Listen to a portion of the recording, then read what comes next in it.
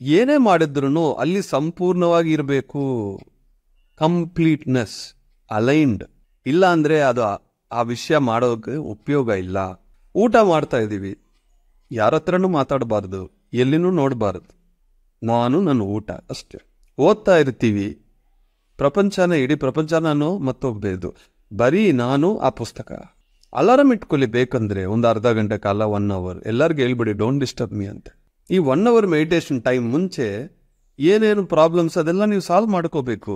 Courier ಬರ್ತಾನೋ, ಯಾರೋ bell ಹೊಡಿತಾರೆ, ಯಾರೋ ಒಂದು ಫೋನ್ ಮಾಡ್ತಾರೆ, ಎಲ್ಲರಿಗೂ ಹೇಳಬೇಕು. ಅಂದರೆ ಇಡೀ ಪ್ರಪಂಚ ಗೊತ್ತಾಗಬೇಕು 11ರಿಂದ 12 ನನ್ನ ಡಿಸ್ಟರ್ಬ್ ಮಾಡಬೇಡಿ ಅಂತ.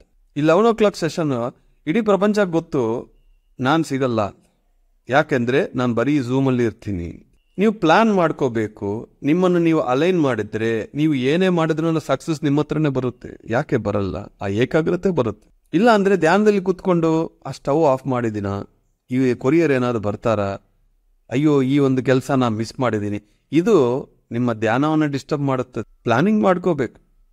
ಅವಾಗ ಏನು ಮಾಡಿದ್ರು ಅಲ್ಲಿ ಸಂಪೂರ್ಣವಾಗಿ ನೀವು ಇರ್ತೀವಿ. ಸೊ ಕಮಿಟ್ಮೆಂಟ್ ಅಂತಾರೆ ಇದನ್ನು ಇಂಗ್ಲೀಷಲ್ಲಿ. ಏನೇ ಮಾಡಿದ್ರು ಕಮಿಟ್. ಒಂದು ನಾವು ತಗೊಂಡಿದ್ರೆ 100% ಕಮಿಟ್ ಆಗಬೇಕು. ಇಲ್ಲ ಅಂದರೆ ಪೋಸ್ಟ್ಪೋನ್ ಮಾಡಿ. ಅರ್ಧ ಮಾಡೋದು ಬೇಡ. ಅರ್ಧ ಮಾಡಿದ್ರೆ ಶರೀರ ಇಲ್ಲಿದೆ, ಭಾವನೆ ಎಲ್ಲೋ ಇದೆ, ಆಲೋಚನೆಗಳು ಎಲ್ಲೋ ಇದೆ, ಅದು ನಿಮಗೆ ಉಪಯೋಗ ಕೊಡಲ್ಲ.